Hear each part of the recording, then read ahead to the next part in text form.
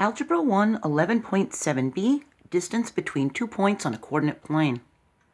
The distance formula is based on the Pythagorean theorem, and it's used to find the distance between 2 points in the plane if the coordinates of the points are known.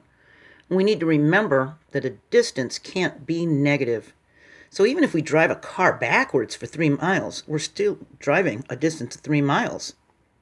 And the Pythagorean theorem says, in any right triangle, if a and b are the lengths of the legs and c is the length of the hypotenuse, then a squared plus b squared equals c squared. Okay?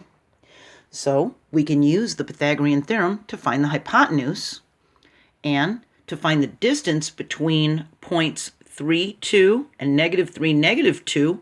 We plot these points on a coordinate plane and make a right triangle.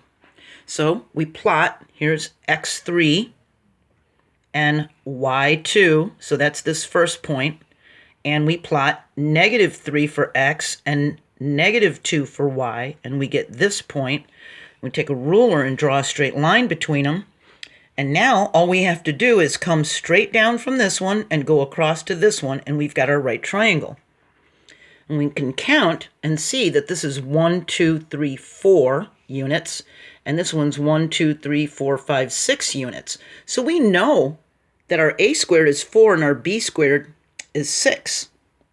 See? Our a is 4 and our b is 6.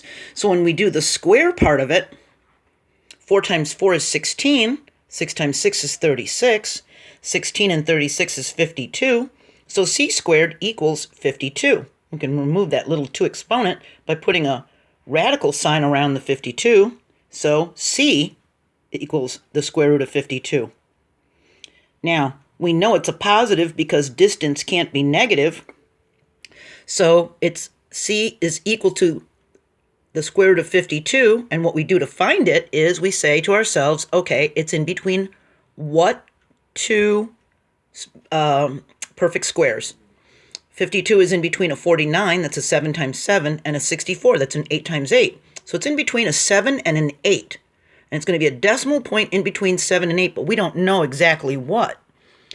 It's 3 away from 7, 49, 50, 51, 52, see?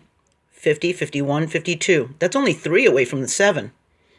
But it's 12 hops away from the 8 to go from 52 to 64. So it's closer to the 7. See? So let's guess 7.3.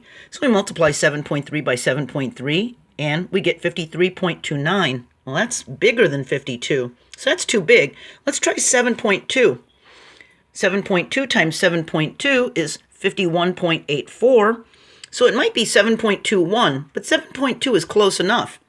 And you look on the number line, here's our 52, here's our 49, and here's our 64. So we can actually see that it's in between 7 and 7.5, isn't it?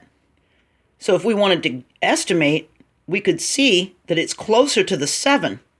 Okay? So when we do our multiplication, we pick something smaller closer to the 7, not something big like 7.8 or 7.9 closer to the 8. You're going to stay closer to the 7 because it's only a few units away from the 7. Okay? And we can use the distance formula to determine the distance between 2 points. So point 1 is P1 and point 2 is P2. So here's the distance formula. You might also see it written like this with the P1 and the P2. Okay, so that's just telling you point 1 and point 2, all right? So what we do is we take our x and y values. This is x1, that's y1. Here's x2, that's y2, just like we did when we had the slope formula.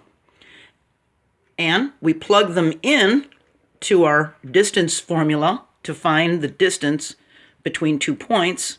We substitute those x and y coordinates into the formula. Here's x1, here's x2, so we got 5 minus 2 and 6 minus 2. We do our math, and we get 3 squared plus 4 squared. Well, that's 9 plus 16, and it's still under this radical sign, isn't it? So that means we have 25 under the radical sign. We need to find the square root of 25. That's 5. That wasn't too hard, was it? So you're going to want to add this to your list of formulas inside the cover of your folder or wherever you're listing your formulas. This is the distance formula to determine the distance between 2 points on a coordinate plane, okay, on a graph. So it's really important you mark this down, okay, because you will be using it, all right? You got to make sure the coordinates are subtracted in the correct order. You don't want to accidentally do x1 minus x2. You want to make sure that the second coordinate is first, and then you subtract these, okay? And if you want to review Chapter 11 for radical expressions and equations with just one click, they're all in the description of this video. And our next video is going to be 11.8a. We're going to talk about the Pythagorean Theorem with some word problems, okay? I hope this was helpful. Remember, everything's just one click away, and we're getting near the end of Chapter 11, so it might be a good time to start reviewing, okay? I'll see you next video. Bye.